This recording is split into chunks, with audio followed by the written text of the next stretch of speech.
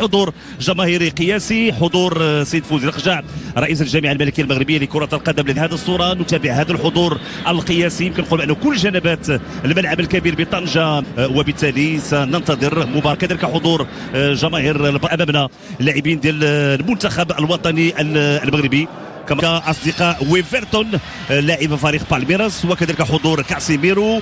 امامنا هذا النجم فينيسيوس جونيور لاعب فريق ريال مدريد. وليد الركراكي الاطار الوطني. الجماهير المغربيه كما قلت ابدت حماسها والشيقه لمتابعه المنتخب الوطني المغربي. بعد طرح تذاكر هذا المباراه بعد الاقبال الكبير للجماهير المغربيه، ليست فقط المقيمه بالمغرب ولكن كذلك اللي كانت قادمه من كل الدول العربيه والاوروبيه، وهذا يبين لنا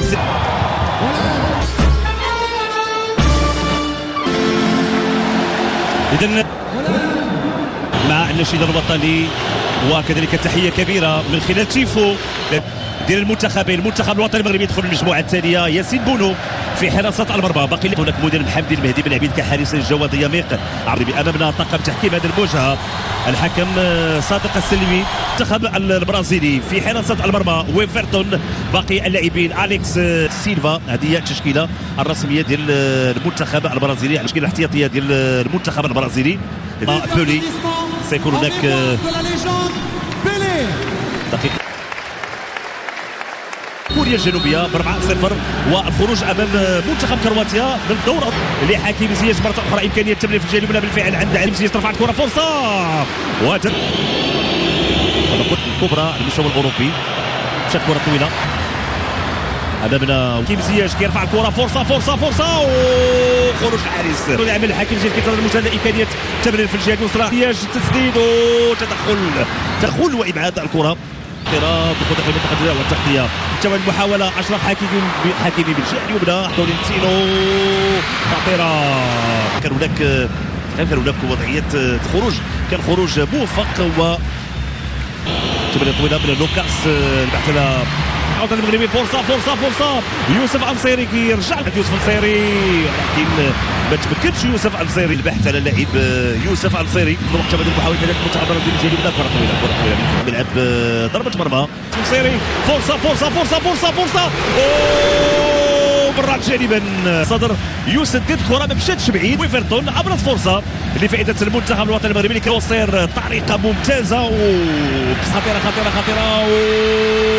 لابد من ابعاد الكره.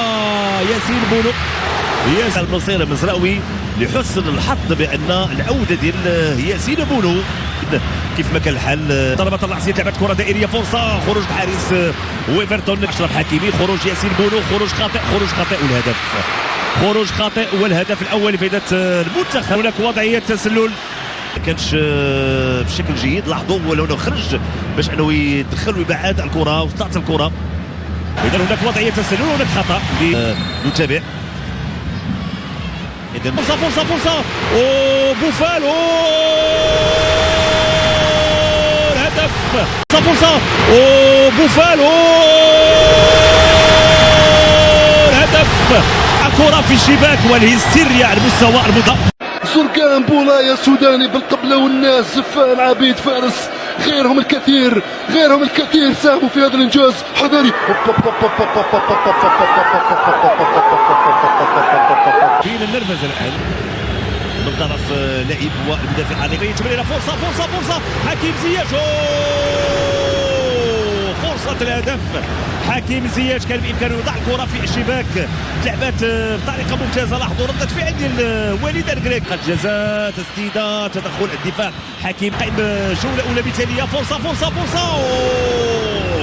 فرصه اخرى لفائده المنتخب الوطني المغربي. عز الدين يسرى فينيسيوس جونيور، واشرف حكيمي. فينيسيوس جونيور كانت خطيره، اداء تسديده مشات فوق المرمى. للفرحه اللي يقولوا بكل المغربات لعبت الكره. عز الدين أوناحي يمكن يرفع الكره بالفعل. ترفعت عز الدين أوناحي. شنو يعمل عز الدين أوناحي؟ تمريره فرصه. سفيان بوفال ما تمكنش من التسديد وبالتالي كتضيع. ممتازه يعني القراءه ديال المحاوله لفائده المنتخب الوطني المغربي. في الوقت اللي كان تدخل ديال سفيان امرامط الحكم كيعلن خطا لفائده المنتخب. تدخل المنتخبين الى ارضيه الملعب في الوقت كنتابعوا هذه الاجواء الجميله هنا بطنجه. والوطني المغربي مره اخرى اشرف حكيمي حاول الرهب، تسديده قويه لحكيم زياش ولكن الكره كتمشي مفال عند نصر المسراوي وحاول يمرر واشرف حكيمي يحاول يمرر في لاعبي يوسف النصيري كبار، لكن هذا تدخل ممتاز ياسين بونو، ردة فعل ياسين بونو بعد تسديده قويه لرودريغو سيلفا، لعبت كره دائريه راسيه. اشرف حكيمي فرصه بيد المنتخب المغربي، انطلاقه على مستوى الوسط. سفيان امرابط لاحظوا ثلاثه ديال اللاعبين، هناك خطا واضح ولفائده المنتخب الوطني المغربي. بلال الخنوس دخل داخل المنطقه البرازيلي، فرصه عز الدين أناحي وتدخل الحارس ويفرتون لبعاد الكره. عز الدين أناحي تسديد فينيسيوس جونيور، تدخل سفيان امرابط، دفاع دائما فرصه تدخل وابعاد الكره ممتاز. غانم سيس يتدخل ويبعد الكره للزاويه خلال هذه النسخه العالميه.